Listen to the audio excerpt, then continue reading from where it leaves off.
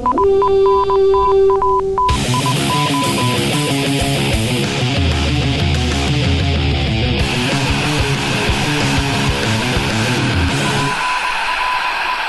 to North Code, the number one podcast for your Minnesota Vikings. I am your host, Dusty O'Connell. Joining me for our regrettable Arizona Cardinals recap this week is our regular in-house analyst and Vikings blogger extraordinaire, Arif Hassan. How are you, Arif? I'm awful. I guess we agreed to do the show before we realized whether or not it would be like an autopsy or a celebration, but we kind of figured it would be an autopsy, but this is definitely like maybe the worst way to go about it. Well, here's the thing is that, like, you know, I came in expecting to lose by, anywhere from 14 to 60 points. And, I had my little script of, the Vikings lost because the Cardinals are, one of the most dynamic teams in football. They've thrown touchdowns to 16 different people. Carson Palmer is, the best quarterback in the NFL by almost every website or TV network statistical measure. He's having an incredible year. He's playing incredible games. Their defense is on point. The Cardinals right now have the highest percent chance to win the Super Bowl. And then I missed so I was trying to watch a stream of the game, and as plagues this show frequently, my internet wasn't working so well, so I ended up missing most of the first half, and I came to the game at halftime expecting to see 17-0 or 21-3 or just some obnoxious score, but somehow we were keeping it close. And I want to ask you about that specifically. How did that happen? But before we do that, I would like to take a moment to tip our cap to our dedicated listenership who tune in each and every week, 3 times this week, to hear the latest about the Vikings and the occasional other bit of pop culture trivia. I know we got a little bit of traction on mentioning Master of None last week. A couple of people were like, oh my God, how did I not know about this show, et cetera, et cetera. And one of our regular listeners and multiple time donors, Matt Nelson at nmat71 on Twitter, tweeted us about how this week's shows have been accompanying him on a drive across the country. And if you're not from America, driving all the way across it is a multi-day proposition that covers approximately 2,000 miles. I've done it. It's grueling. It's fun with the right company for sure. But I'm also not ever doing it again. I'm really glad I did it. But yeah, that's a lot of work. I'm right there with you. I drove from Colorado to Florida and back once by myself. That is about 1,800 miles one way. And I'm glad I did it, and I will never do it again. But yeah, we just wanted to stop and say thank you to everybody that has listened to the show, that has contributed to the show in the past, and a particular thank you to our newest contributor, Eric Sandgren from Täby, Sweden. An actual Scandi listening to Norse Code. Is that a slur? Did you just slur one of our supporters? No, I always thought of Scandi as like a friendly umbrella term for those from Finland, Sweden, and Norway. Because I mean, it's Norse code, but for today we can be Swedish code too. I just looked it up. You're right. It's not a slur. So hooray! So thank you so much, Eric.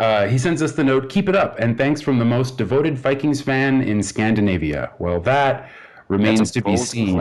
It's a bold claim, but that will be far from the hottest take we hear today. That's true. That is the mildest of takes that we'll hear.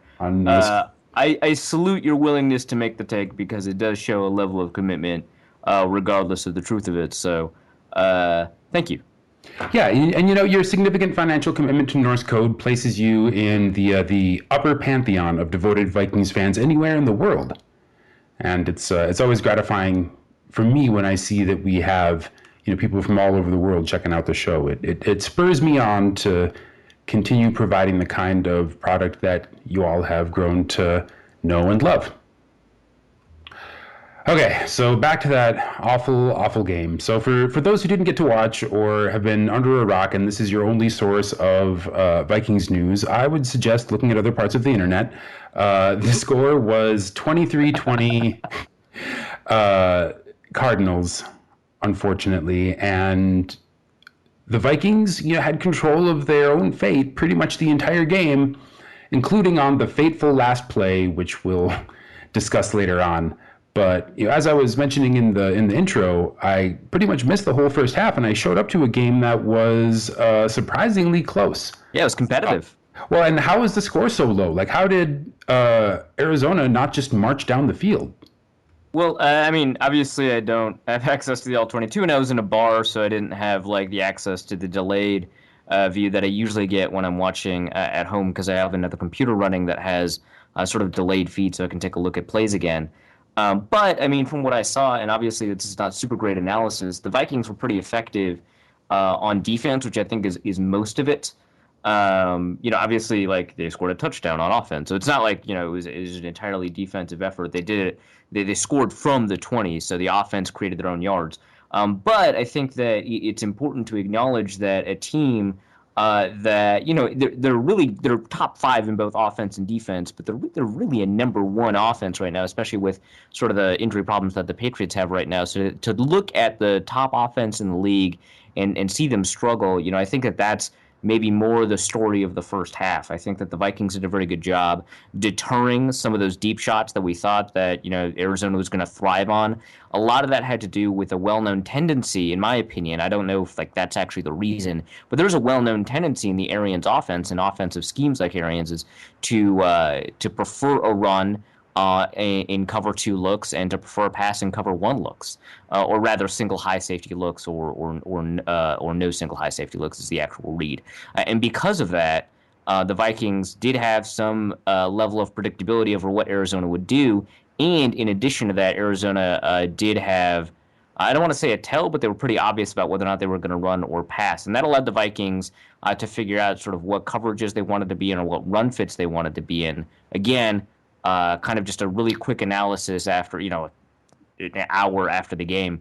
But it seemed like the Vikings were, I don't want to say giving help to their safeties, but they were putting a lot of bodies deep to prevent, those deep shots. And so I'm not going to say Arizona thrives on that, but that's kind of, the thing that makes them a number one offense instead of like a number, five or number seven offense. I mean, they're a very successful offense in terms of getting first downs and stuff like that too. So it's not like they can't thrive underneath, but they took away the first level of weapon that Arizona has by making sure that they took away the deep ball, despite the fact that they had Terrence Newman, 37-year-old cornerback at safety, and Anthony Harris, 183-pound practice squatter at the other safety position.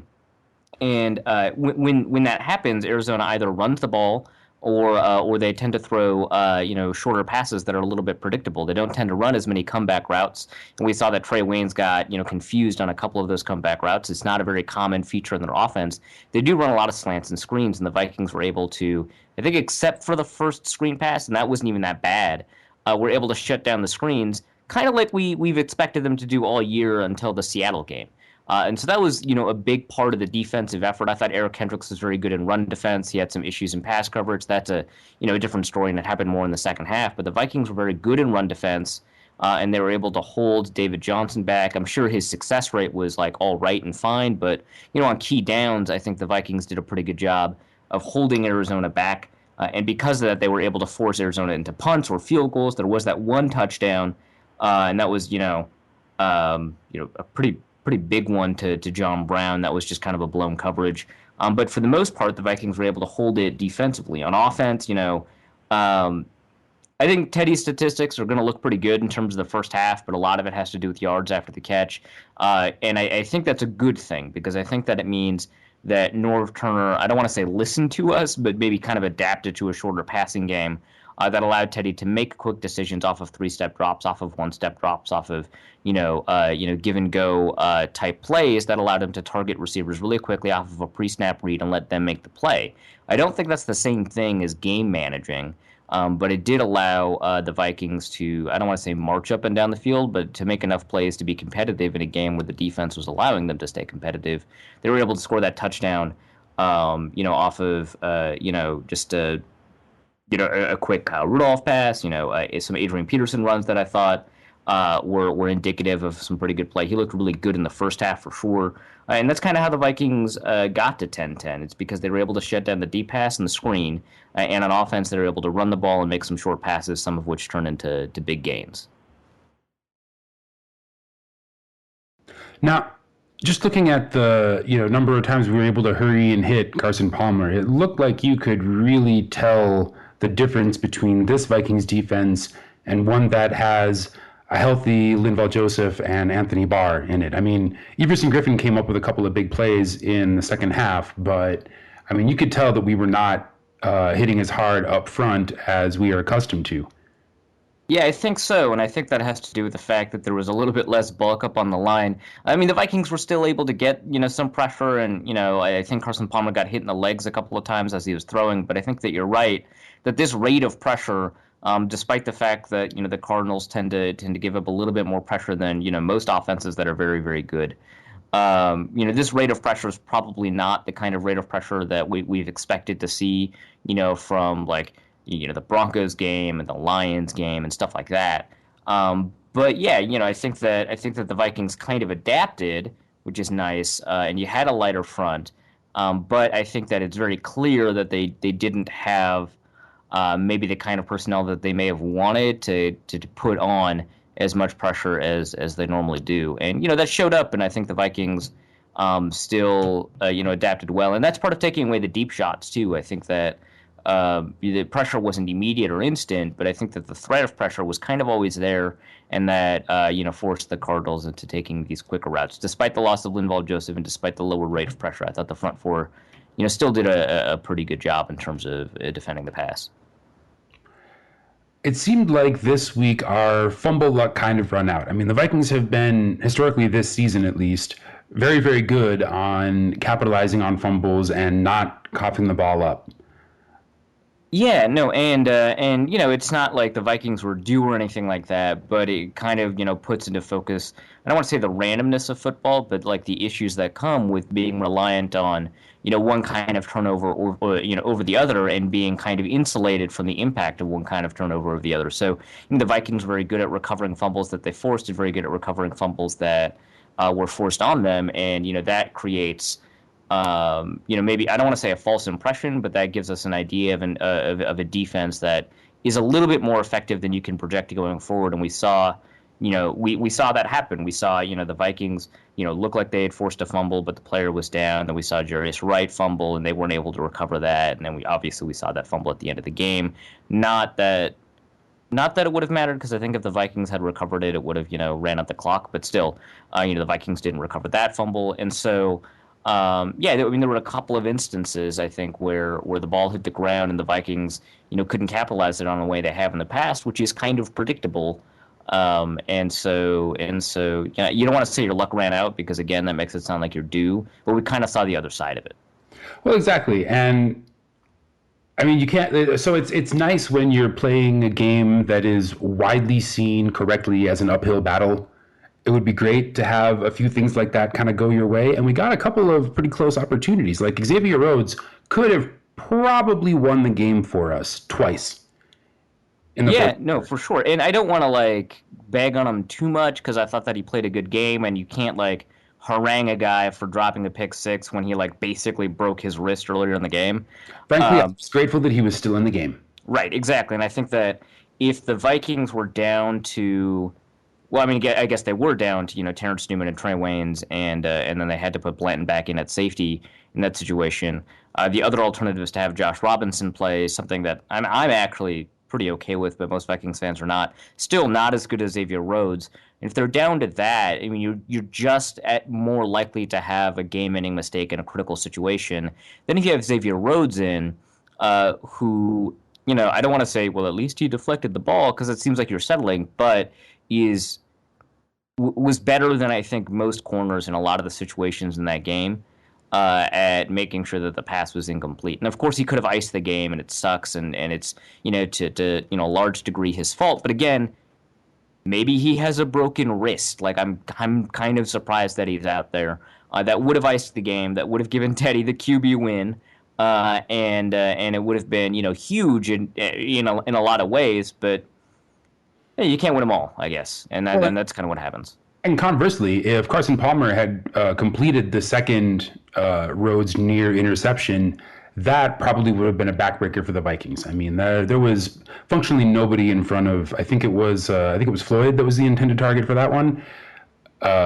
But it was whether it was him or John Brown. I mean, there was one guy in front of him, one juke move, and he's either gone or almost all the way to a touchdown. So having him there on the field was still definitely an asset, I would think. And it's funny because there are a few things in this game. I mean, just as much as you can point to the, failure to win the turnover battle and, Xavier Rhodes coming so close to icing it for us, like we got a freebie on that face mask penalty that wasn't called. That was a huge non-call for the Vikings. And when does that ever happen? Yeah, right. I think Vikings fans are pretty used to complaining about the officiating being sort of one-sided in the other direction. And, I think, Vikings fans were kind of at a loss at responding to that or reacting to that.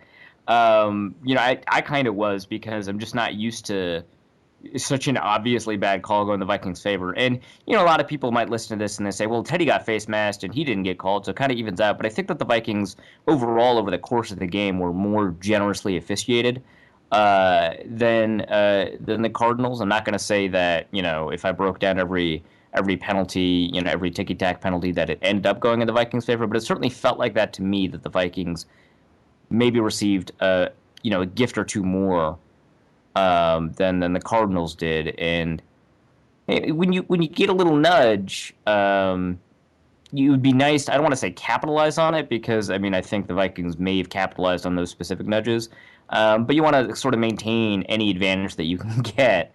And if the advantage that you get is officiating, I think that it's fine to feel guilty after the game, but during the game, you kind of want to, do exactly what Bruce Arians says and put the foot on the throat. Well, exactly. And, I think that was crucial in keeping the game so close. The Vikings not drawing a single penalty until the first half was almost over. Like that goes a long way towards, and there were very few penalties, it seemed like, called in this game compared to other games in the league in the last few weeks. Yeah, I think so.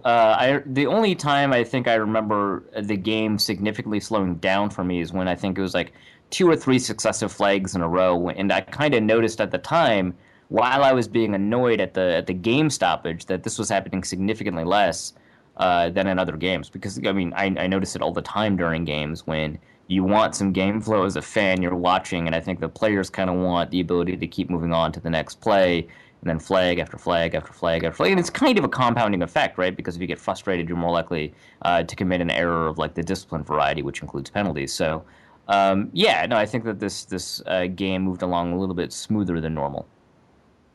A good tempo for a Thursday night game definitely stands out in relief compared to, let's say, some other Thursday night primetime games the Vikings have played.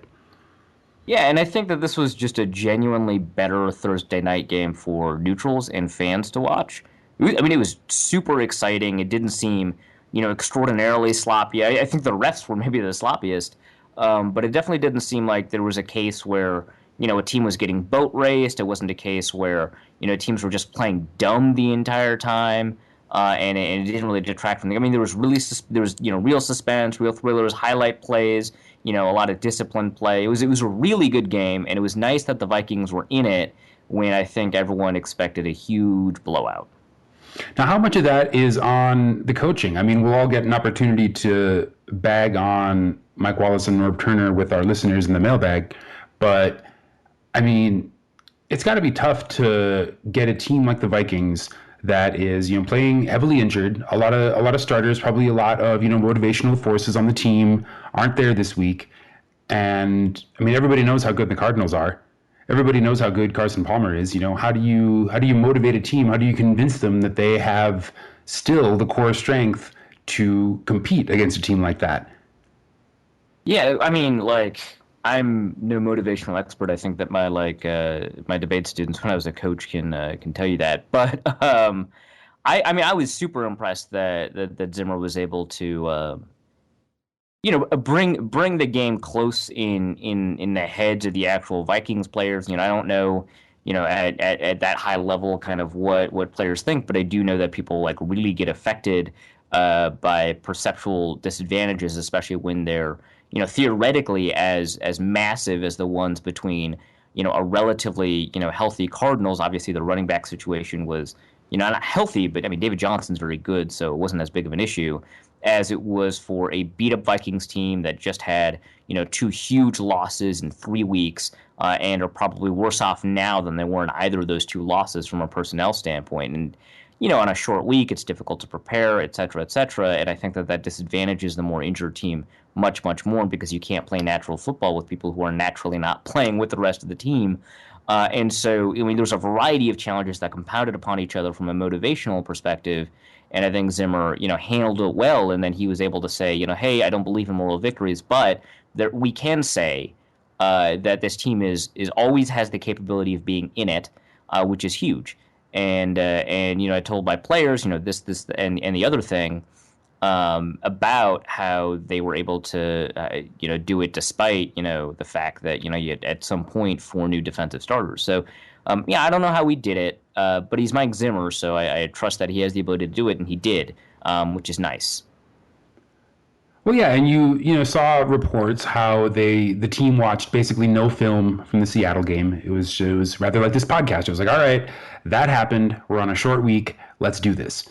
And they went out with the tools they had and went out on a short week and played possibly the best team in the league really, really hard. And you could tell that everybody was playing angry. Adrian Peterson was playing angry. He was scooting through the line like he was trying to get on the subway, like running sideways past fools and just like carrying 3 dudes behind him. I mean, as is kind of usual for Adrian Peterson, but at the same time, you could sort of see the kind of hungry, angry play that the Vikings need to stay competitive.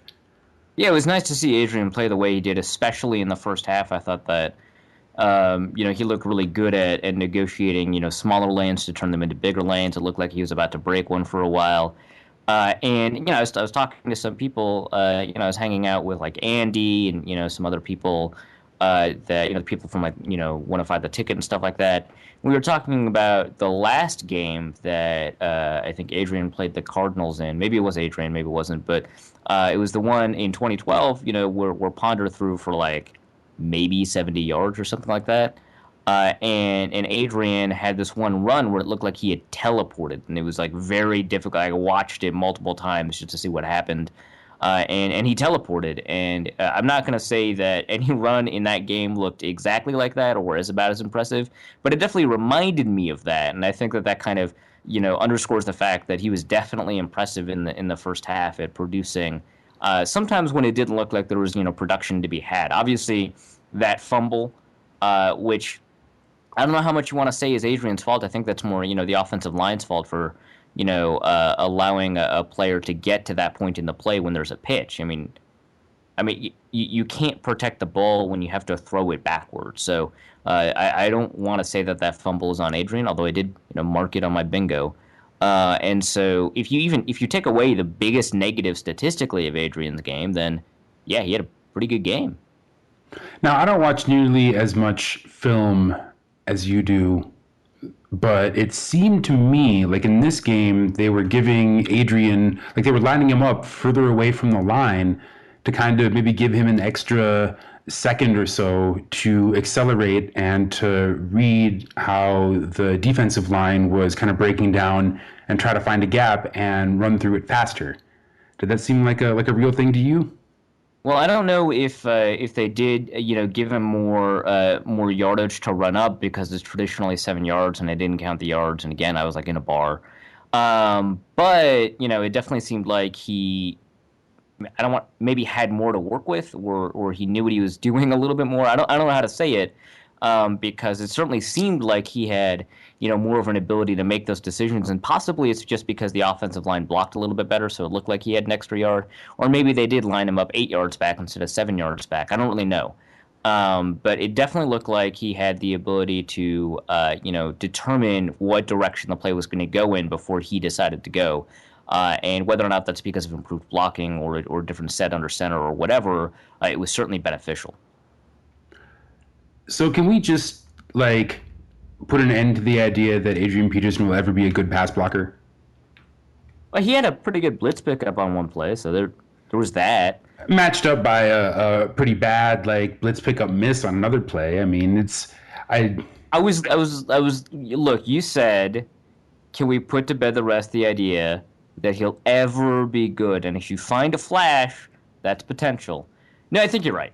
I think that I think that he's not a good pass protector. He's not a great pass catcher. Although in this game, I thought he did a pretty good job catching that pass. That was you want to talk about a flash? That was a flash. Yeah, right. But it's Adrian. Like I guess I can just say that with a sigh. You take the good with the bad. You take some fumbles. You take some pass protection miscues for like insane yardage. Sometimes offensive line independent yardage. On the ground, and maybe that's not as valuable in today's NFL or whatever. But it seems to be valuable enough. Yeah, I don't know. I was watching at a bar. There was a Cardinals fan there, and he was like, "Oh, it's third down. Adrian's off the field," and no shit.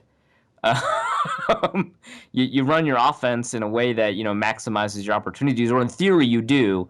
And the Vikings figured out kind of early that that means taking Adrian off on third down, and that doesn't really bother me that much. No, I'm fine with that. Now, two players that had pretty great games. Maybe the two players on the offense that had the best games were surprisingly Mike Wallace and Kyle Randolph, who apparently Bill Cowher doesn't know much about. Well, unfortunately, I didn't get to hear. I didn't get to hear Cowher say that. Otherwise, I would have been able to mark another thing on my bingo, which would have been tight. No, But yeah, no, I mean, it was unusual. I think a lot of Cardinals fans were talking about weaknesses. In fact, when we talked to Blake, in the last show, he was talking about weaknesses that the Cardinals have against the tight end, which is something we've heard for like 3 consecutive weeks now. We heard it from the Falcons fans, we heard from Seattle fans, now we heard it from Cardinals fans. So I guess bird teams are bad at covering the tight end. well, and it finally came home to roost. Not to torture the bird pun too much, or the bird analogy too much, but we finally were able to get some traction out of our tight ends, like way more than out of our wide receivers during the first 3 quarters of the game. And then who should score a touchdown but Mike Wallace? Like what? It was kind of weird. I mean, there were so many things that were like the Denver game too. Like, I mean, just it's astounding, right? Because we were talking about the analogy to the Denver game well before the final 20-23. You've got this last drive. You gotta you gotta put yourself in a position to kick it, and oh my god, a fumble. Like that was very Denver. But also that was the exact same play Mike Wallace scored against Denver, and I believe he's still the only wide receiver to score a touchdown against Denver. Which is hilarious. And that was the play that they scored it on.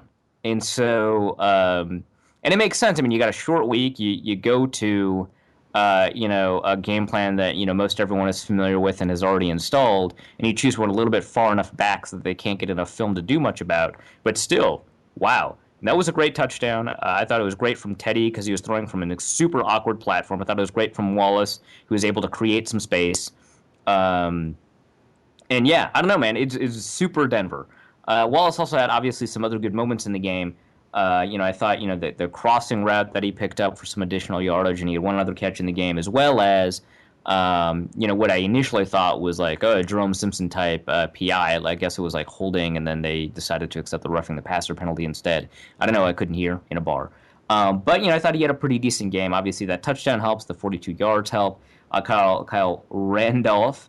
Did a pretty good job. He converted all 6 of his targets, which is really nice. He was able to, turn these tight play actions into real yards, and what was really nice is that he turned some into first downs.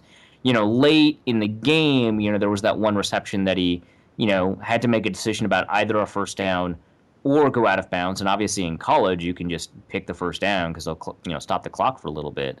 But in this case, a lot of people might have wanted him to go out of bounds. I was okay with him going, taking the first down, and then the Vikings had to spike. That's fine with me. But yeah, I thought he had a good game. I thought about it. Those 15 seconds. I mean, the Vikings were tight about how they came up to the line and spiked the ball. It wasn't a sloppy mess. And And the spike produced, 5 free yards because of the 12 men on the field penalty, which is just an unintended, net benefit. Yeah, bonus. It worked out, so I'm fine with it. No, that's not why I'm fine with it.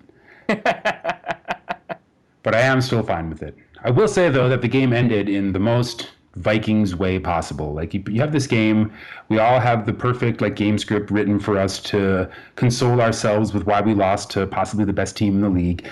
And then we play them close and have control of our own fate and let destiny slip through our own fingers or out of the hand of one Teddy Bridgewater when the 800-year-old like zombie corpse of Dwight Freeney like thrusts a hand up through the turf, climbs out, turnstiles Matt Khalil, and then swats down the ball for a perfect sack fumble.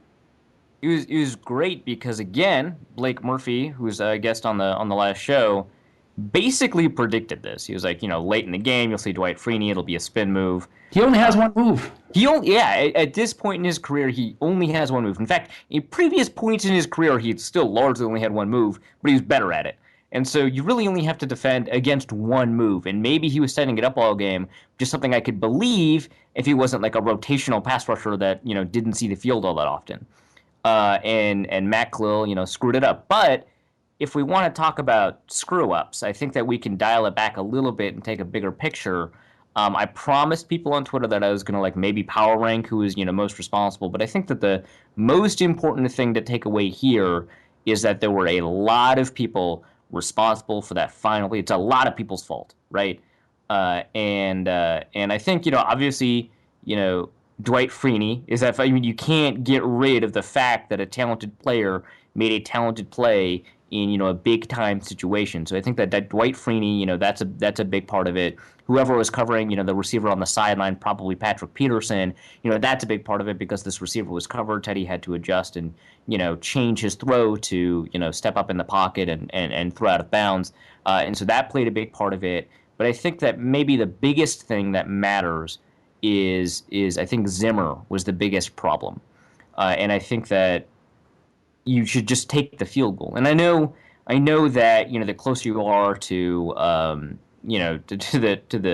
uprights, the more likely you are to kick it. And I know that Blair Walsh has been somewhat unreliable over the past couple of weeks, if not the last 3 seasons. But I think in this case, the probability of error, which manifested itself not just in this game but in the previous game, the one that we were talking about, that it seemed like the Denver game, that kind of error, resulted in, losing the game as opposed to, putting it into overtime. And so, actually it's kind of interesting, Chris Cluey, I thought had, just a pretty, and he said it pretty quickly, but, he says it's entirely on the coaching staff. I don't know about that, because if the coaching staff puts you in a position that's not the optimal one, but still gives you a chance to make a play, and you don't make a play, that you still bear some responsibility for it.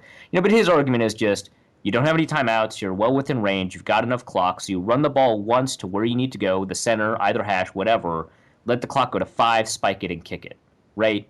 That's very simple, and that makes a lot of sense.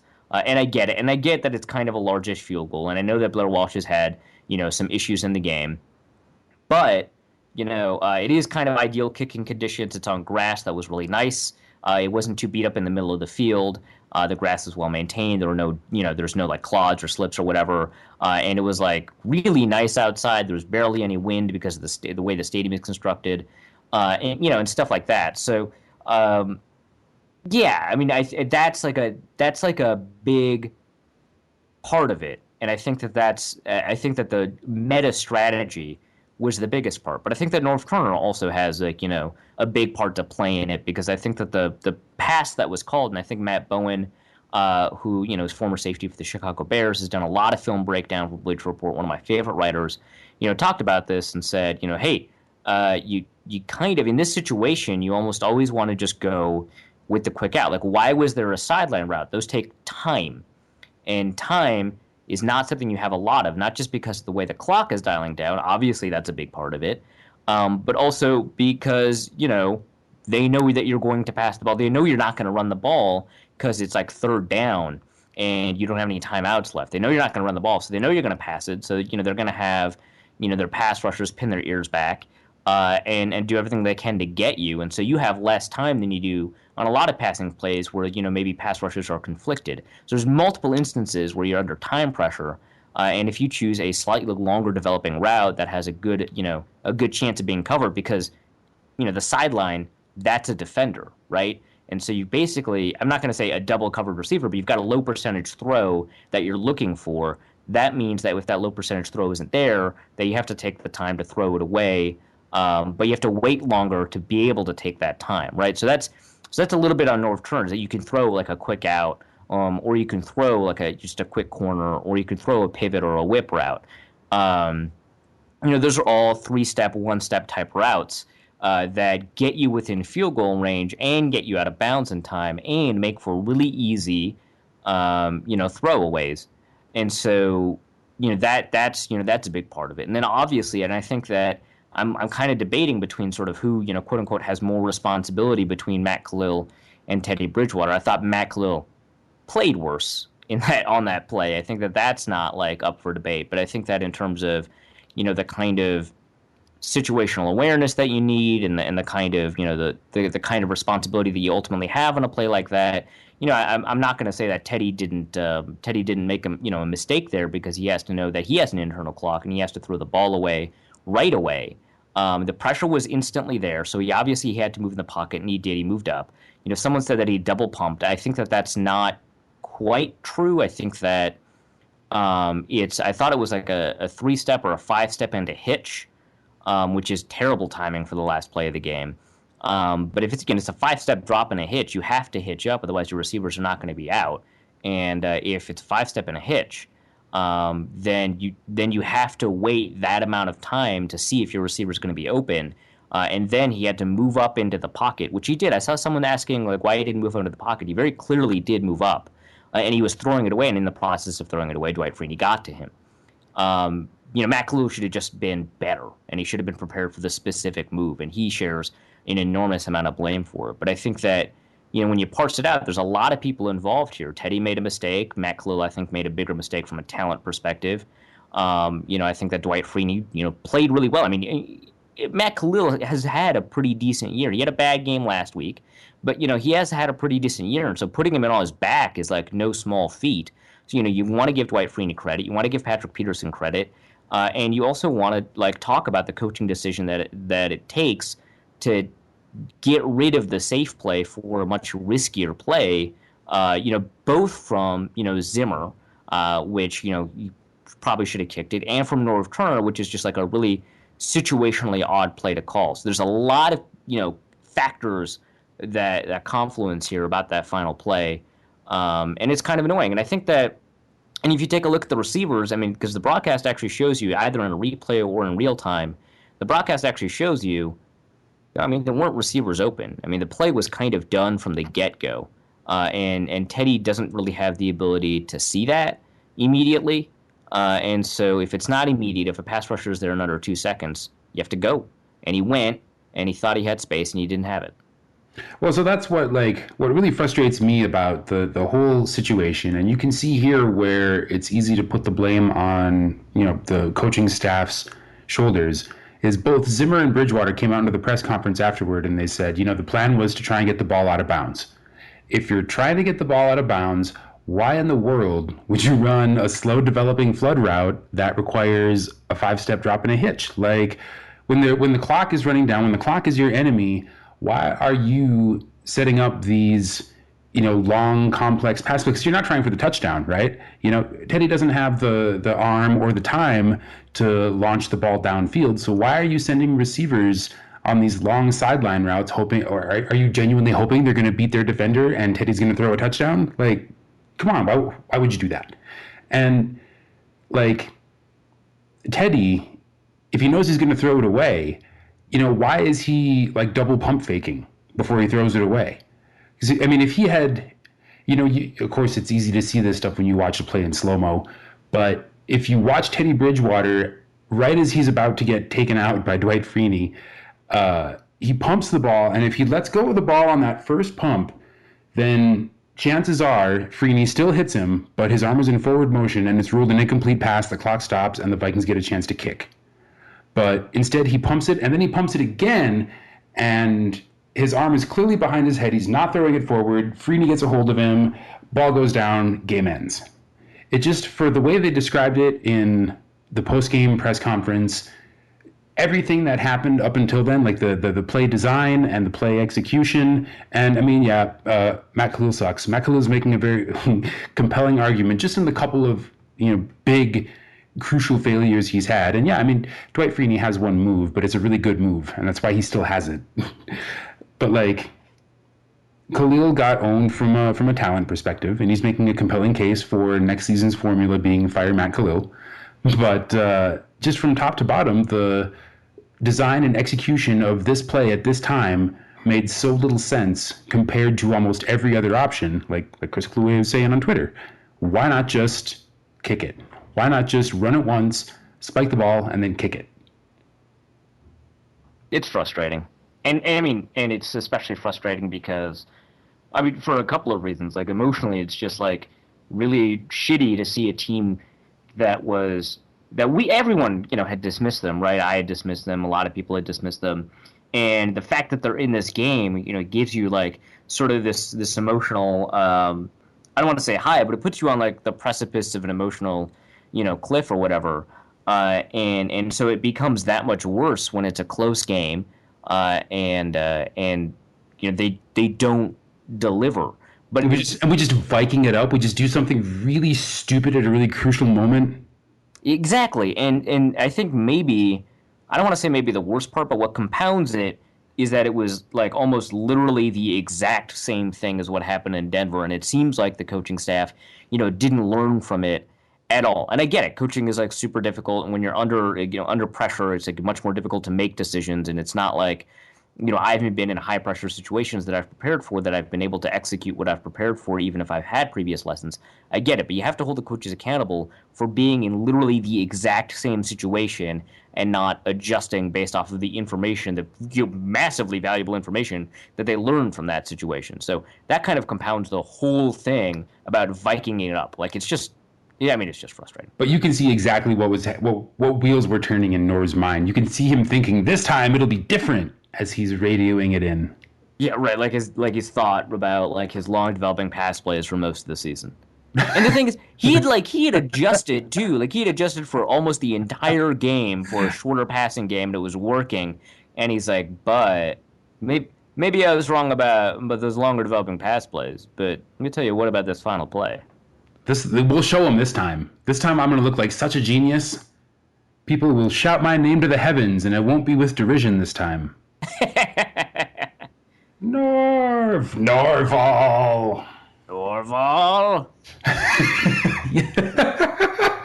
That's Mike Zimmer right now. It's Mike Zimmer office. As dad. Norval, I'm very upset with you. Mike Zimmer is pretty much Kurtwood Smith on that 70s show, though, right? He is red. Yeah, he's red. He's definitely red. Same red face. Smaller forehead, but same red face. All right, so as the game was ending, James put out a call for show titles for this episode on Twitter. And God bless you, our listenership responded with some pretty great suggestions. Among them, Christopher Wiley, actually, at the Dr. Wiley on Twitter, writes in with several. Did you really expect a different result? I mean, expect is such a loaded word in that context. I mean, that's true, but I think he means for the last play. So. Oh, for the last play. Yeah. Well, no. Then no. Why we can't have nice things. That's a pretty decent title. I like it. Recapping the loss to the Broncos or Cardinals. That's okay. I get it. That's yeah. All right. But I mean, that's okay. I'm not saying it's bad. It's okay. Tommy the Gun 13 writes us with Deja Blues. Meh. Sorry, Tommy the Gun. Colin Olson at Papa _Colin O. I got you $1. Oh, you almost had it. Oh, see the I like that because it plays on that hilarious commercial.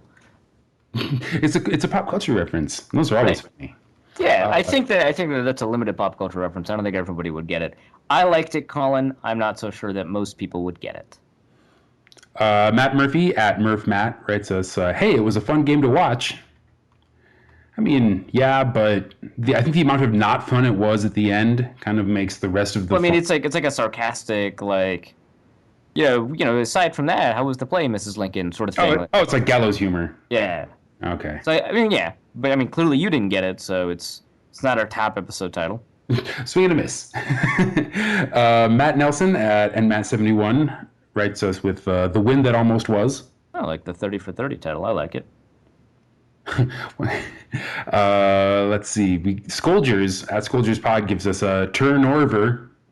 Love it. Great title. Ben Alphaby writes us with just Norv with an exclamation point. Norv.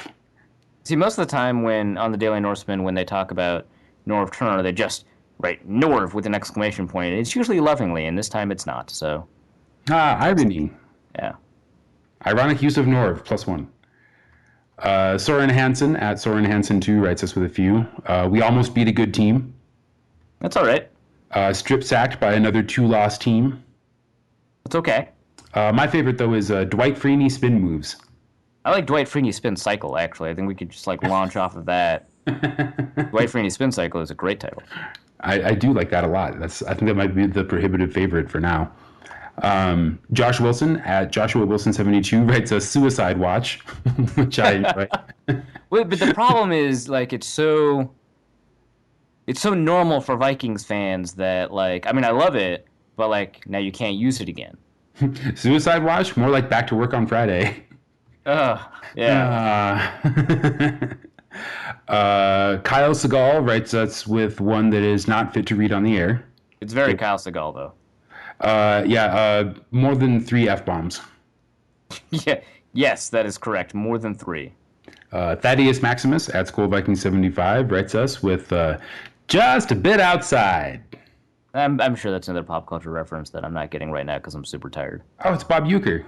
See, there it is. See, oh man, that's good. I need to work on my Bob Euchre voice. Is the problem? I didn't do it justice. No, don't take the blame. That's me. That's on me. John at 44 Foreman wrote, threw it away all night until last play. Oh, yeah, that's pretty good. Ryan at Vikes 711 gives us F Norv Turner. Direct. Very direct, very clear. Displays something of a lack of understanding of what a quality show title is made of. Right. Well, I mean, I don't want to bag on the dude for trying, but it doesn't have the kind of wordplay that we kind of enjoyed, or pop culture references that we kind of enjoyed from some of these other ones. Well, and we just expect Kyle to not, be compliant with any sort of policy or procedure, so we didn't admonish him for... Right, I mean, Kyle's is, like, terrible, but kind of amusing, so... Even worse title. Milesaurus Rex at Petsky Drummond gives us The Futility of Hope. I like that. That's like a sad documentary. Well, not documentary. It's like a drama piece. I like it. Like a Lifetime Afternoon special?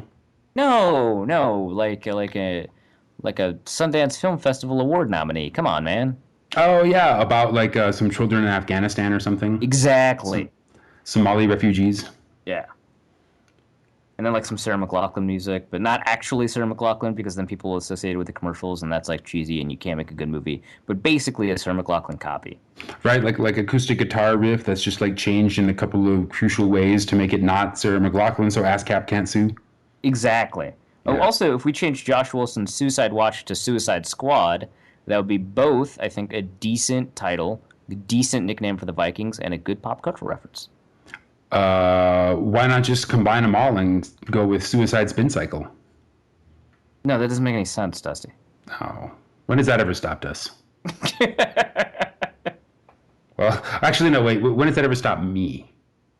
No, I think that I've also had like some moments where I've kind of just, put my head down and blundered through the fact that I wasn't making any sense. It's like, all right, we're committed. We gotta finish the play. Then we do have some actual mailbag questions. Actually, lots of mailbag questions. I think that's kind of a function of a thing like this happening, and then us being like, "So, anybody got any questions?" And then going out to answer them right away. For example, the first 6 questions are all variations on the same theme. Matt Nelson writes us with, why is it when I just thought I may get away without emotional damage, they pull me right back in? Travis King writes us, why does God hate Minnesota? Kenny Schoenfeld chimes in, yes, why does God hate us? Dakota Robb writes in, why can't I have nice things? Kyle Segal writes, why with approximately 30 Ys. And Brad Tucker at Glue on My Strings just writes, why? Properly spelled. I also received a direct message that was, why does God hate Vikings fans? I'm serious. Which, like, I don't know, like, adding the words I'm serious to that kind of question, like, I don't know if that is intended to imply I want an actual answer or is intended to, like, underscore the lack of seriousness in the question, so. You should, if he is that serious, you should probably speak to a member of the clergy. Yeah, right. Yeah, They might have better answers. seek a local leader of the faith of your choice and find an answer on your own. I am not qualified nor willing to give you an answer. Well, if I had to pick one, It's because you touch yourself at night. no, I would say this would be the very Prairie Home Companion answer. It's because God knows that people from Minnesota are stoic and stern enough to take it. That's very Garrison Keillor. Yeah.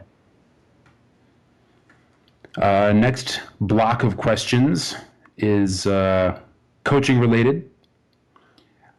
Miles Swami at Miles Swami writes us, is there such a thing as a moral victory? Is this Zim's biggest coaching blunder? And who is Mike Jones? Mike Jones. There's your answer. Yeah, I think moral victories are for the Gophers. I already said that on Twitter. But whether or not you can come away from this loss feeling good, I think depends on the kind of fan that you are. I think that I am frustrated, but I think that there are elements of this game that allow us to project, positive things for the Vikings' future, especially in the short term when it comes to like games against the Giants and the Bears, both extremely winnable games for the Vikings. So in the sense that there's a moral victory, like I don't know, I don't think so, because I don't feel happy about it, which I think is kind of like the thing that comes with moral victories. But I do think that there are positives that you can take from the game and positives that you can take from the fact that you hung with, Arizona, which is, one of the best teams in the NFL, if not the best team. So there's that. Is this Zim's biggest coaching blunder? He made some pretty big mistakes last year in terms of like clock management and time management and stuff like that. So I can't like rank all the coaching blunders, but given that he's only had like a season and then some, it's not like that would be a significant title to give a coaching blunder. So yeah, why not? It's his biggest coaching blunder of his like 2-year career. Mike Jones. I would say that there is no such thing as a moral victory. The New England Patriots have 60 Super Bowl rings and 0 moral victories. Well, they had a couple of moral victories back in the Pete Carroll era, if I remember correctly. But I think post Belichick they've had 0 moral victories. In fact, they've had some moral losses and actual wins. So, according to Belichick.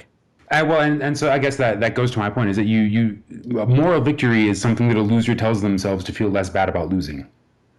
Yeah, I don't usually like the title loser because people who use the word loser are people that I don't like to associate with. But I think you're right. I think you're right. I only mean in the context of a contest, not that the Minnesota Vikings are perennial losers. Having said that, I think no. Listen, this is actually like insightful.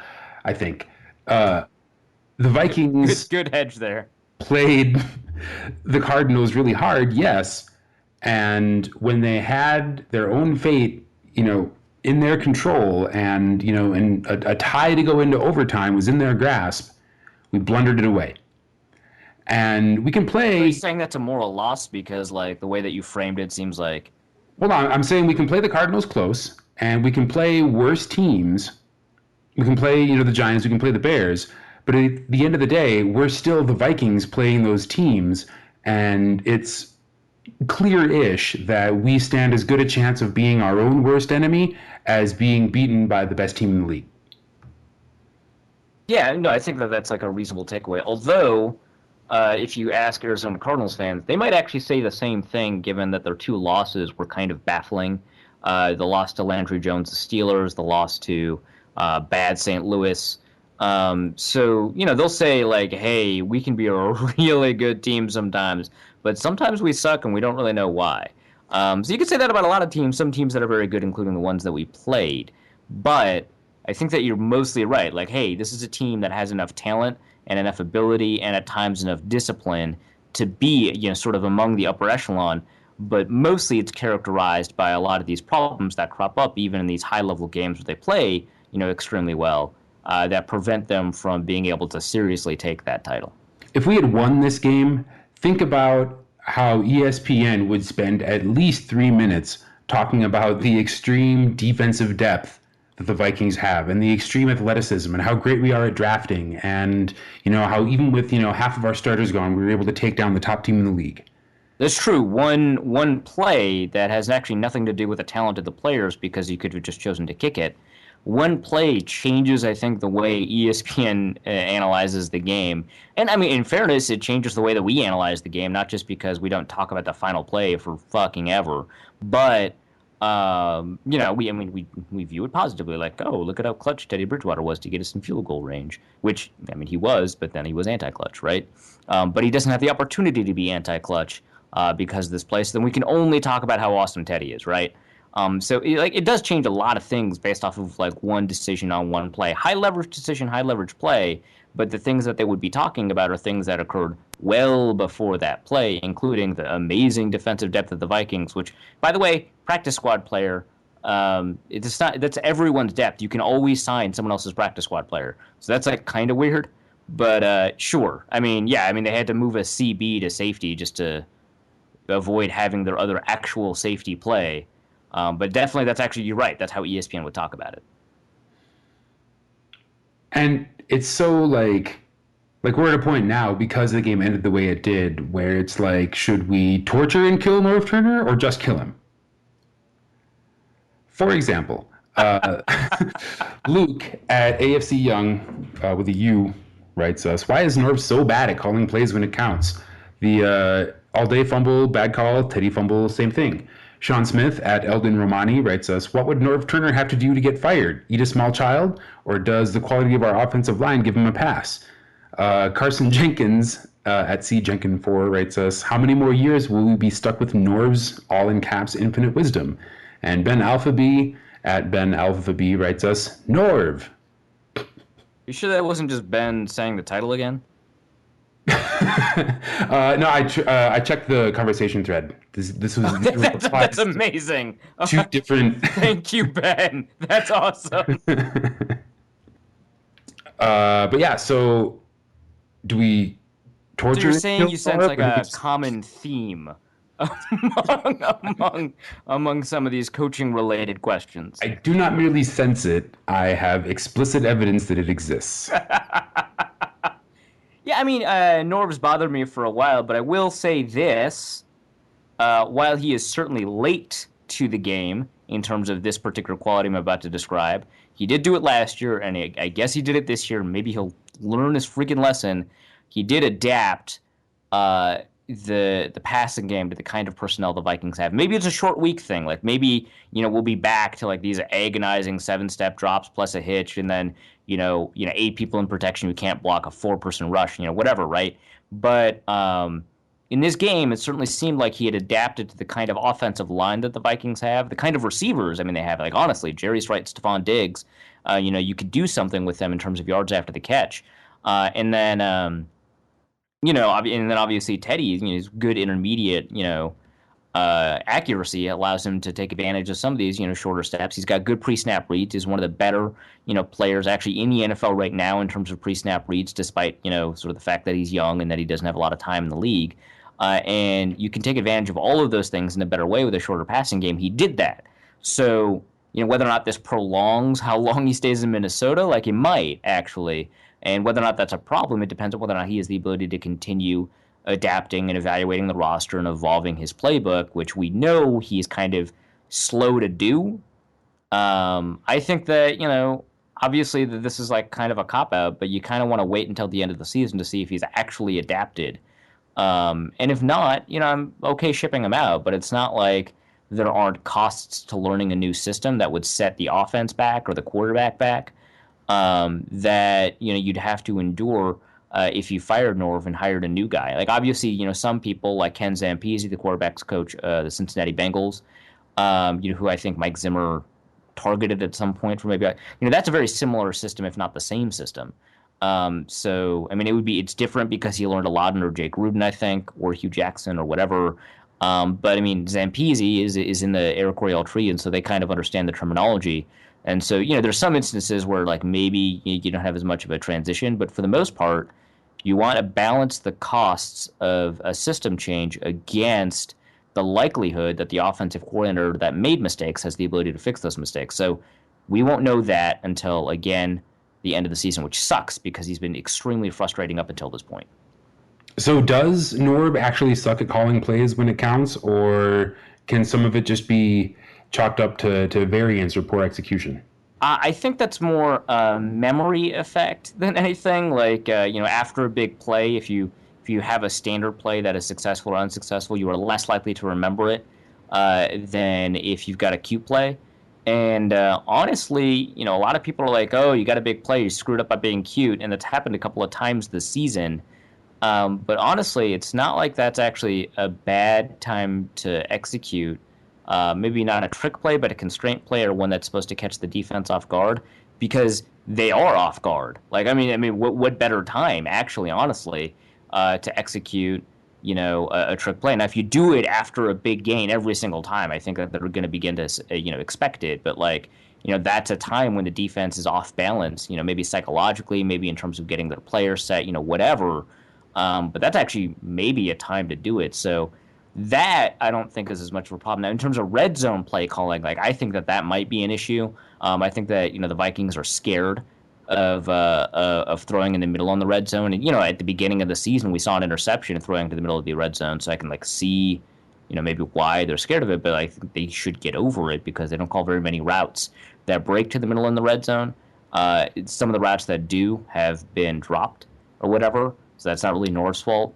But yeah, I think that his red zone play calling could improve in ways that I can't really concretize or describe right now. And sometimes maybe I don't have the solution. Maybe I just think that there's a problem that he can fix. But yeah, I think that's something you can talk about. But the trick play thing, it bothers me just because I'm used to seeing it, but I don't know if it's a real problem or one that is magnified by like cognitive biases. Next topic, Teddy. Kyle Johnson at KRJohnson42 writes us, despite the last play, was this Teddy's best game? I think it was his best game of the season. I think last year he certainly had better games. I thought his game against Miami was spectacular.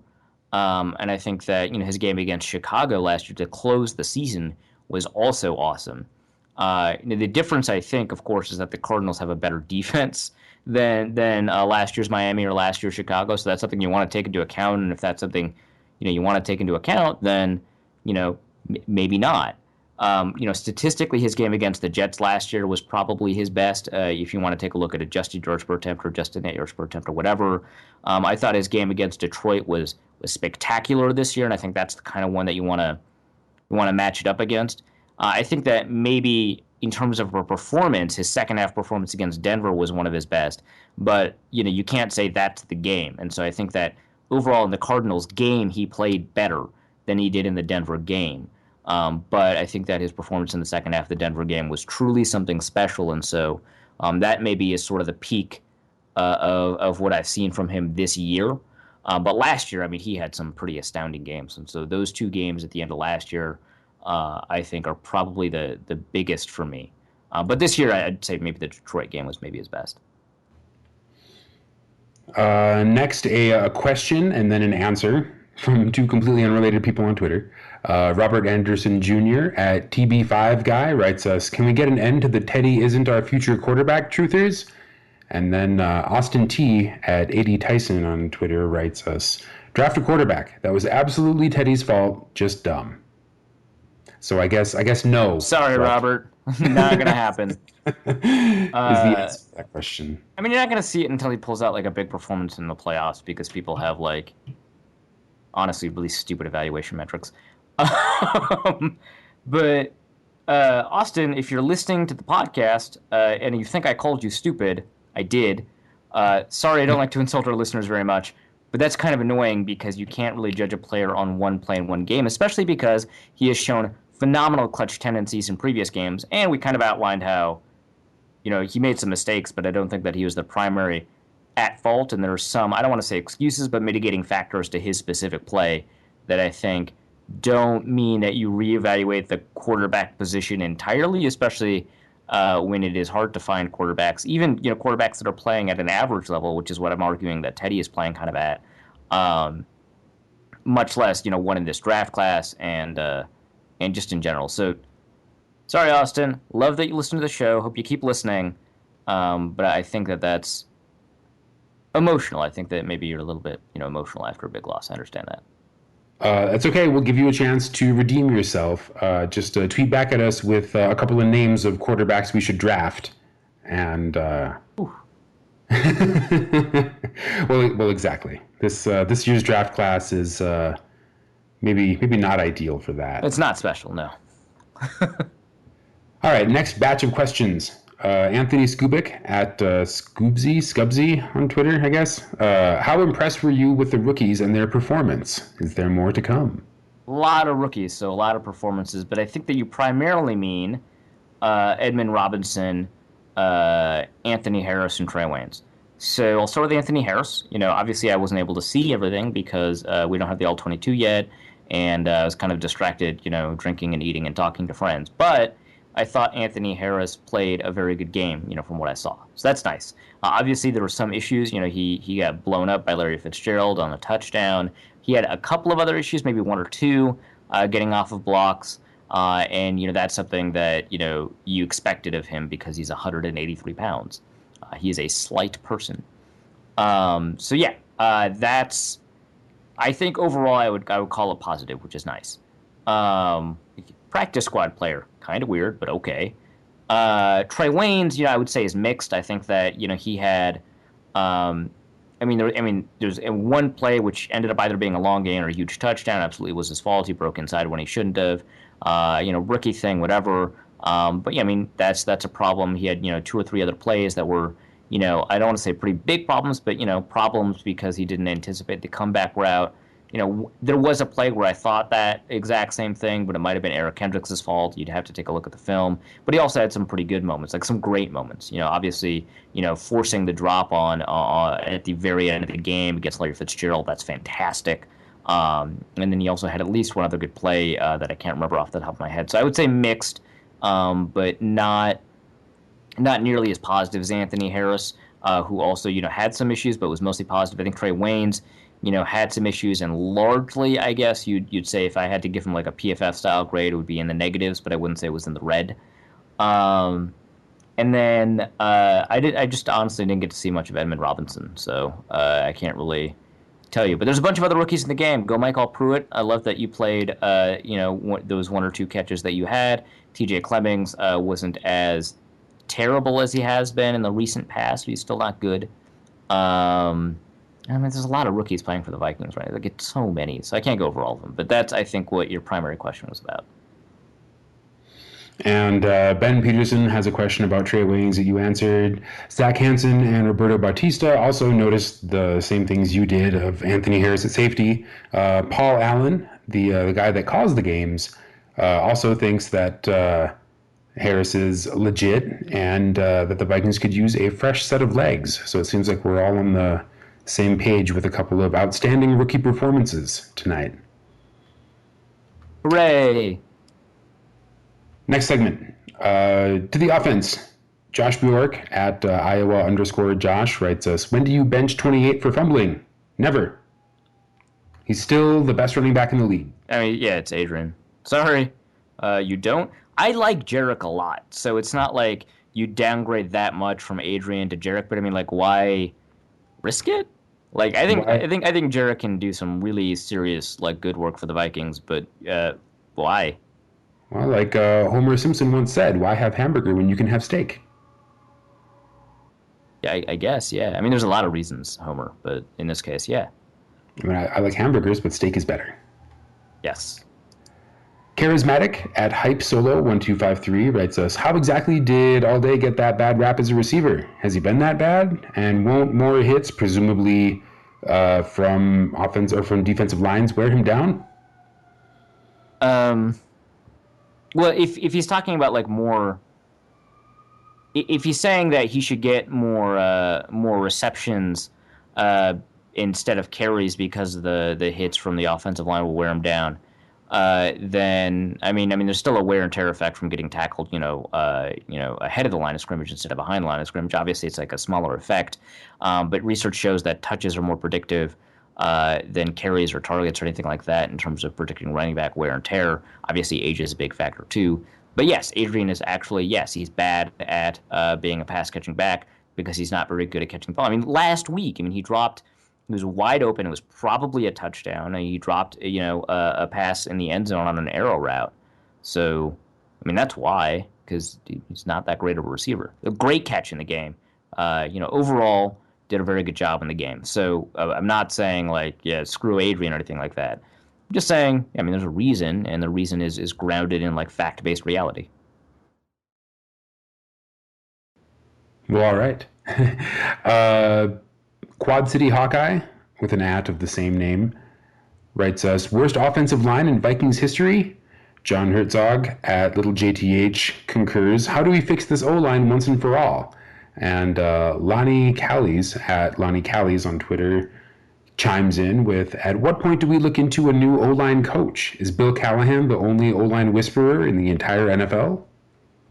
So this is interesting. So I actually already answered the O-line question last episode, or not last episode, but the most recent episode we recorded, which is the first episode to go up this week. I think about Jeff Davidson and the kind of O-line coach that he is. I think that as much as there's a problem with Fusco, and I think that it's injury related, it is difficult not to give him credit for the re-improvement of Matt Kalil, and of course you could give him discredit for the fact that Matt Kalil was bad in the first place. Fine, but he was willing to take a look outside himself, get a consultant, and Matt Kalil is much, much better this season. Obviously, it's hard to say that after this game, but he can take credit, I think, for improving Matt Kalil, and I think the fact that Joe Berger's still like effective and he's PFF's like third graded center or whatever, or second graded center. He has the ability to take credit for that. The movement of Mike Harris to guard and the fact that Mike Harris is playing really well as a guard, he can take credit for that, and then he also can take credit for the fact that John Sullivan started playing significantly better after Jeff Davidson took over as an offensive line coach. Like John Sullivan was playing like crap for 2 years. Some of it had to do with like some injuries that kept on going for those past 2 years. But you can't say that Jeff Davidson didn't play a big role in that. And so, yeah, there were some issues with the offensive line. There's also some injuries on the offensive line. And I don't know if Brandon Fusco is one of those injuries. And I don't know if what can be done to fix that or whatever, or whether or not that's Jeff Davidson's fault. But I mean, there's a reason that the Patriots and the Raiders and the Falcons are all kind of interested in him when it looked like he might be, forced to leave the Vikings or leave the Vikings. It's because he's a really good O-line coach, so I don't think they're going to replace him. As far as the rest of the offensive line, I don't really have much in terms of solutions because they depend kind of on whether or not John Sullivan is healthy. If he's not healthy, a lot of people think that it's a very, very long-term injury, and long enough to make him retire. I think the Vikings are probably pretty happy with who they have at center. Not Joe Berger necessarily, but I think that Zach Karen might be the heir apparent at center. And I think he was even active for this game. And maybe I'm wrong. Maybe he's not sort of the next coming of the Matt Burke or whatever. But I think that you don't necessarily have to find a center. You definitely don't have to do that in the first round. Most great centers didn't come in the first round. I think that was it Travis Frederick or whatever. Is the only first-round center in the NFL right now, if I'm remembering correctly. And then, it's not like you're going to replace Brandon Fusco. It's not like you're going to replace Matt Kalil after the season that he's had. It's not like you're going to replace Mike Harris after the season that he's had. And then you just have to figure out whether or not Phil Loadholt should be replaced. If not, then you have Phil Loadholt, and you've got TJ Clemmings backing him up. If so, they're probably going to give TJ Clemmings another year because, again, this is his third year of offensive tackle football, and he's progressed very well in that regard, all things considering, and I think he's going to take a massive jump in the offseason. So I don't think there's a lot of fixes for the O-line. I think that you might want to draft somebody in the third round or whatever. And I don't think that changing the offensive line coach is going to change anything. Now, as for whether or not this is the worst offensive line ever, I don't have PFF data back to like 1985 or 1960, whatever. But I will say that Tommy Kramer played with some pretty bad offensive lines. I'll say that Culpepper created his own problems. So I don't know how much you want to say his sacks were based on the offensive line. But Warren Moon, didn't have a stellar offense. I think it was like right after his Pro Bowl year that the offensive line really gelled. If I'm remembering correctly, I could be like way wrong. But yeah, so I would say that this is probably the worst ever. But there's some pretty good contenders. The worst Vikings offensive line ever. And there's a lot of offensive line gurus besides Jeff Davidson too. I think the guy that they brought in as a consultant is a big one. I totally forgot his name. Tom Cable is an interesting one. I know Seattle's offensive line is like terrible, but part of it is their acquisition strategy. Yeah, I don't know. There's like a couple. I always forget their names, but Skarnecki and Mudd retired, but there's a couple more. I guess my solution to how do we fix this O-line once and for all is to have a healthy John Sullivan. That would be a big help, and if he's healthy, I think it's going to change a lot of things because I think Berger's blocking well, but I think that communication could certainly be a big problem because it's very difficult, for a new center. I mean, he's not new or anything like that, but it's very difficult for a different center to communicate things that people are used to. And I think that there's like some blitz pickup problems, and I think that there's some like blocking pickup problems and stuff like that. That I think John Sullivan may be able to remedy because he's such a good center and he's very, very good at communicating. Exactly. Berger is not the worst, but he's also not the best. And Sullivan, I mean, there's an argument to be made that he is like the best or top three. So yeah. John Herzog again. Does the play of our defense with many backups playing warrant a potential change in starters in any position? I mean, I would say no, as long as the starters were healthy. Well, I mean, I think that this is mostly asking a question about the safety play and whether or not Trey Waynes is good enough to play at cornerback over Terrence Newman. So obviously you wouldn't have to worry about Terrence Newman once Harrison Smith is healthy, so Terrence Newman would slide back to cornerback. I think that Newman is a better cornerback right now than Waynes, but I think the question of whether or not you want Sendejo or Blanton or Harris is one that we can open up a little bit. I mean, it's just difficult. He has one good game. Anton Exum had a good game. Look what happened to him. I'm not saying the injured reserve thing. I'm saying that he had a pretty bad game afterwards. So you don't want to base things off of a one-game sample. But I think you could open up the question about Harris. But other than that, no. I think that defensively, the starters that are supposed to be there are the starters they should have. Tony Wenham at Tony_Fett. Ha, nice. I see what you did there.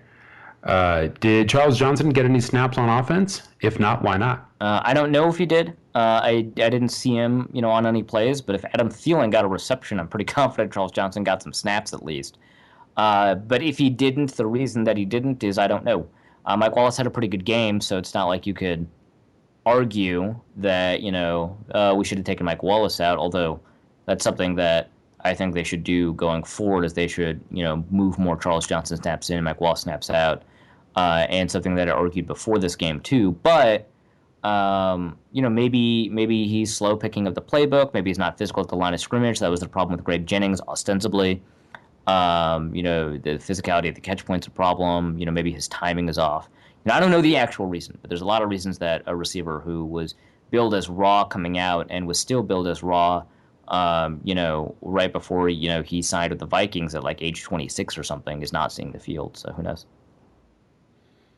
Salty at Salty Surpier writes us, did the 2 fumbles hurt the Vikings' chances of winning? Oh, I don't see how. No. No. That was fine. We made it up in other ways. Turnovers don't matter. Zach Dixon at Zach Dixon writes us, do you like that final play call? Why or why not? I guess we kind of went into why not. Yeah, I think if the play call was more explicitly designed to get a touchdown, which it pretty clearly seemed to not be, it just seemed to be, get us in like automatic, field goal kicking position as opposed to like likely field goal kicking position. I think I may have liked it more, but I probably still don't. So I already explained why I don't. But if you're going to be aggressive, at least score 7. Yeah, Evander Dusty Field, which I enjoy. At Dustin Redding writes in, well, people will rip on not kicking the field goal. 49 yards is no gimme. I don't hate the call. Am I bananas? I know, but the call would be better if it looked like a call that would, be more likely to generate that result. Instead, it just seemed like kind of a confused play that didn't know whether it was trying to get the ball out of bounds, get into guaranteed field goal range, or go for a touchdown. And instead, we got none of those things. Instead, we got a sack fumble. So right, and I think that what Evander Dustyfield is asking is not about the play call, but the call to run a play instead of kick a field goal. And I get it, and I think that no, that's fine. They just should have run a better play. right, and yeah, and I think that there's an argument for it, and I think that I think Matt Bowen already went over it, and we talked about it a little bit earlier. A quick out, turn the 49 into 42, right? That's a much better play.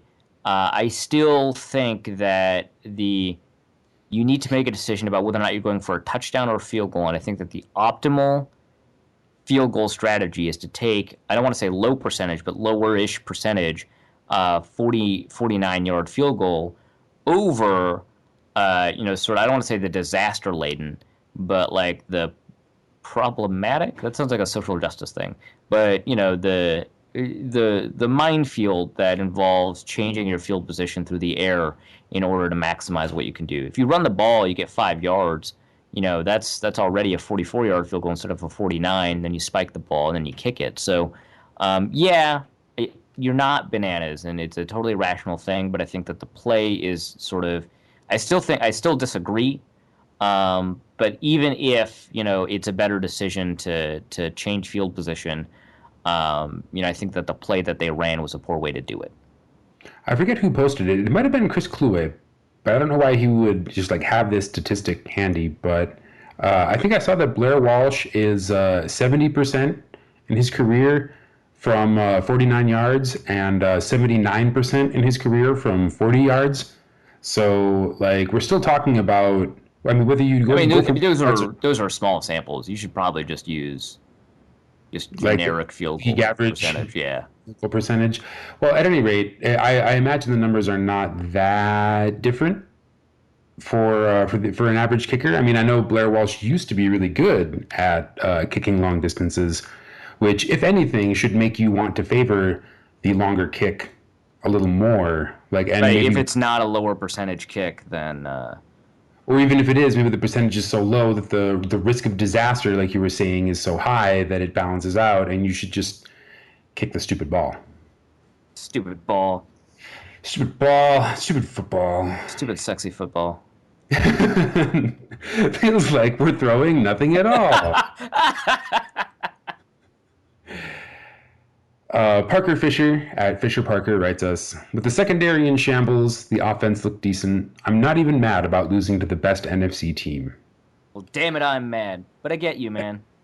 Given that he said that without anyone prompting him, I suspect he is mad. He's a little upset. Maybe he's convincing himself he's not mad. No, I mean, I could believe that he's not mad. But I refuse to believe that the game didn't stir in some negative emotions before he rationalized them away. Yeah, Parker, you mad, bro? Soren Hansen writes again, will Zimmer talk about anything other than lack of discipline in his press conference? I guess the answer to that is yes. He came out and spoke of a team that played with heart, the kind of team he is more accustomed to seeing, which I think is as close to high praise as you will ever get from... Well, especially during a loss. Yeah, especially directly after a loss. I enjoyed his quote after apparently some members of the media had their feelings hurt by being lied to about Terrence Newman starting at safety. And Zimmer kind of rubbed salt in the wound with his answer. He was like, well, I knew he would, but I didn't want to tell you because I knew you would tell the other team, so I lied, and I'm sorry. Oh, well, he apologized.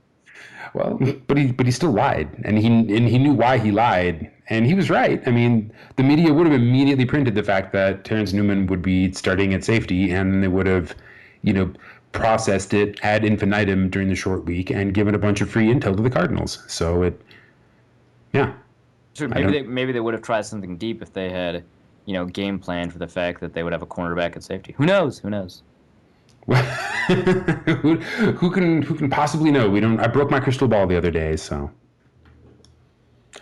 Let's see. 2 more questions. Wait, 1 more question. Judd Zolgad's hoodie writes us, can we make Master Tesfashion stop watching our games this year, and how do we make this happen? I mean, you could have asked me for the pronunciation beforehand. Master Tesfazian. Tesfazian. Yeah, just make sure that like ASU games are always on. You'll be too heartbroken to really watch Vikings games. Stick to Redskins, Master. Stick to Redskins. Stick to Redskins. Is that it? I thought we had 1 more, but I'm not sure. Let me just quick but you check. Like sacrificed it to the ether. I mean, there was one. Do you want ants? Because that's how you get ants, but that's not a question. Oh yes, Racer K at Racercraft writes us, when do we get a podcast with Uncle Chaps? Never. Sorry, love you, Uncle Chaps. Not happening. We did get a food question that you didn't actually address. So what about? Oh no, that's right. I think I glanced past that one. What? I mean, this is like right up your alley. It allows us to distract ourselves from the thing that may have happened today. Okay, well, I had I was going to end the show on a food note anyway, but let me see if I can track that down. Is that the one about can you make crab bisque soup with surimi? Yeah, that's the one. Okay, so for those who don't know, surimi is also known as fish stick or fish cake. It is the stuff. It's crab with a K. Or crab with a K. It's the stuff that they shred and mix with mayonnaise to make crab mix for your sushi, for your California roll. Surimi is basically like fish sausage. Yeah. It contains no like crab or shellfish. Right. So you know more about this than I do, which is why I want to answer first, and you can tell me I'm an idiot or that I'm right. Okay, go for it. Right. Okay. So I think that it kind of depends on what you're looking for in your crab bisque. I think that most people will make a crab bisque that's not that great anyway because they're not going to use homemade crab stock, which actually makes a huge difference in my experience. That if you have like a homemade fish or crab stock that goes into the bisque. But if you're not going to do that, I think that the difference between using like real crab and fish sausage or surimi, I'm not going to say is marginal because there's a massive texture difference and it's going to fall apart in the bisque. But I think that it's going to be a different taste, but I don't think it'll necessarily taste bad depending on the quality because there are quality differences. I mean, there are. Crab with a K, not great. But I mean, I've had like some pretty decent fake crab that can taste good in soups, but I think that it's just not built for a soup application because it's going to fall apart. So mostly no, but I think that if you're not going to make you're not going to do anything with the shells to make a stock or anything like that, the difference is a lot smaller, but it's not going to be a crab bisque. It's not going to taste like a crab bisque. Yeah, you're basically right. If you're going to make a crab bisque, then you should really be using like the crab backs and get all the juicy crabby insides and make a stock out of that. Delicious. Oh, so good. If you are making a crab bisque with fish stock, then I would say yes, you can go ahead and use surimi, but you will notice that your crab bisque soup has a particularly fishy flavor. And you will also have to strain it because the surimi will completely fall apart during the bisque baking process. Is there like a way to treat it so that it doesn't fall apart? No, it's just a function of the way it's made. All right. So, I mean, I guess you could. I don't know why you would. I feel like the process of making crab bisque is so labor intensive already that you may as well just do it right and make a proper crab stock. But just make it, and the way you can defray the massive time investment involved in that is to make such a large batch that it lasts a while. And trust me, it's worth it because crab bisque with like proper like crab shell and insides crab stock is delicious and freezes well. Also, putting shrimp paste in it. Usually, it's only used for like Thai curry applications. Putting shrimp paste in the stock. It's kind of like a fish sauce in terms of adding umami, but it's like kind of a different note, and I like it. I strongly encourage that. That is an excellent idea that I wholeheartedly support. So What was the food note you were going to end on? well, we had our holiday party at Casa del Dusty yesterday, actually, and I Kind of made early. both. Work schedules, etc. This turned out to be a good day for everyone. Sure, man. I made company punch, like English style company punch, which is funny because it uses a molasses liquor from the island of Java. Ooh, wow. So it's like a colonial British Is it punch. like, is it super old school? Does it only have like 5 ingredients? Yeah. It's Batavia Iraq. You can use another kind of Iraq, or you could even use like cachaça, or I guess like a non-aged, really good quality rum, or like rum agricole. Anyway, some kind of molasses liquor, black tea, lemon juice, lime juice, and brown sugar. All right. Look at Those are that. the only ingredients. Strongly recommend using actual Arak. Batavia Arak is the most popular one. I was able to find it at my liquor superstore. The flavor was really unique. Like rum, but or cachaça, but like more developed. Like you could definitely taste that this liquor was sugar byproducts in a previous life. That's kind of cool. That feels like very. I'm playing Assassin's Creed Black Flag right now, so that feels like very that. Oh yeah, and this. It's called company punch because this is the kind of punch that a British gentleman would serve to his family and like or to company when they would come over in the 1700s. So it has a very long history. The other thing I did for the first time was make homemade eggnog. Oh yeah, I saw you post that to Facebook. You love eggnog, but how do you make it homemade? Well, I enjoyed eggnog. I was an eggnog dabbler, an eggnog enthusiast when I would just buy the quarts of pre-made eggnog from the store. Which, by the way, if you're into like girly mixed coffee drinks like I am, actually a pretty decent ingredient in those. Yes, I put eggnog in my morning coffee every day. I'm here to tell you, homemade eggnog is 50 to 100 times better. So much better, it's hard to put a number on it.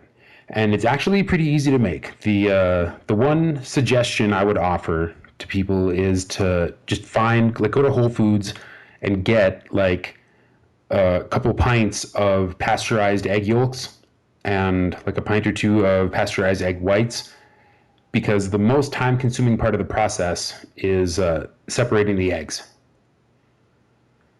Yeah, I mean, I guess if you're not used to it, that's like a huge problem. I don't know. I don't have like an egg separator, but Well, it's not a huge problem. I mean, I did it by hand. I separated a dozen eggs by hand. It didn't take that long. right. It would have taken 3 seconds if I could have just like poured the egg yolks and the sugar into the mixer and let it, beat until they became a thing. And then you just have to add liquor and nutmeg to the egg yolk mixture and then beat some egg whites and a little bit of sugar. Although actually I used maple syrup because I wanted a finer texture and a little bit deeper flavor. And then you just stir the egg whites into the egg yolk and nutmeg and milk and cream and whiskey and rum mixture. And then you have eggnog. So yeah, that's how you make eggnog. It's a relatively painless process. Don't believe the fools that say you have to cook it. Well, I mean, you already got the pasteurized egg yolks, right? So what is there to worry about? Well, I did not use pasteurized eggs. Pasteurized eggs. Don't tell my guests, but nobody. I probably drank more of it than everyone else, and I'm fine. So whatever. I used fresh eggs. So I mean, also, the incidences of salmonella inside eggs are so vanishingly small. I mean, like right. the statistics are just so disproportionate to the amount of worry that people have. I could go on for much longer than anyone else would like about the kind of cover your assism that is like food safety regulations and how people have kind of picked and chosen things that like coincide with their own ew factor to, make their own personal stupid hills to die on. about like food safety or whatever. But really, it's probably fine as long as it's not crusted with dirt or like sand or broken glass. You can probably still eat it. We'll have links to the show notes for both the company punch and the eggnog recipes that I cribbed from. They are both Alton Brown recipes. Surprise, surprise. I made some slight variations to both of them that are not important. But if you want to impress at your holiday parties, strongly recommend the company punch and also homemade eggnog for any eggnog enthusiast. In fact, I think next week I'm going to make another batch just so I can have it for my coffee. Fantastic idea. I agree. Parting shots, anything you want to promote or mention before we go to sleep for a longish weekend, having produced 3 separate iterations of digital multimedia content this week? Well, I can't promise anything because of all of the digital multimedia content, but I'm going to take a look at the All-22 of this game because I think that's going to be way more interesting than the All-22 of the Seahawks game. Just because, and maybe I can even contrast and compare it to the Seahawks game because, there's a big difference in Teddy's performance. I'm wondering if the fact that the Seahawks have a good pass rush and the Cardinals do not might be a big reason. I want to see, how, these receivers did, et cetera, et cetera, et cetera. So I might do something with that. I might also do something comparing Anton Exum and Anthony Harris, although that feels like a more off-season post to me. We'll see, but nothing to plug in the immediate future, just like plans that are rattling around in my head. Cool. Then all of you can look forward to coming back early next week when I imagine James and Arif preview the next game. Hooray! And maybe a guest, who knows? Actually, wait, no. Now that I think of it, it'll probably be you and me and a guest getting together a week from now to preview next week's game. So we'll keep you apprised on Twitter of who the guest may or may not be and solicit questions at an appropriate time. Until then, you can check us out on Facebook, facebook.com/Daily Norseman. Like our page, get us over that 500 like hump so that we get some sort of, I guess, achievement or something from Facebook. Probably a different style of ad solicitation would be my guess. Make sure you check out dailynorseman.com. We post all the episodes there functionally first. They were kind enough to lend us their analyst and some web space to launch this podcast, and we are happy to continue working with them for as long as Norse code remains a thing, which, thanks to you, it seems like will be quite a while. I can't believe we're almost wrapped up with our third season already. Man. Oh, God, that's so weird. I know, that's impressive. And thanks to all of our listeners, Eric and everyone else who has contributed in the past. We are well on our way to a successful 4th. If you would like to join the ever-growing legion of Norse Code contributors, then you can go to our website, norsecodepodcast.com, and check out the PayPal donate link at the bottom of the page. You will also find a link to our Patreon, where you can become a recurring monthly subscriber. That is our preferred way for you to support the show. You can pick your own dollar amount, anywhere from $1 to, I guess, as many dollars as you have to spare on a monthly basis. That makes it easier for us to account for things like bandwidth and maintaining the website. Gives us a better idea of what our annual budget is like when we have a reliable monthly income stream. So please check that out if you are interested in supporting the show. You can do it for as little as $12 a year. Your $1 a month donation goes a long way towards paying for our bandwidth, upgrading our equipment, paying for subscriptions to things like Pro Football Focus, getting us things like NFL Game Pass. The more money you give us, the better a show we can give you. So donate early and donate often, and know that you will always have our eternal gratitude.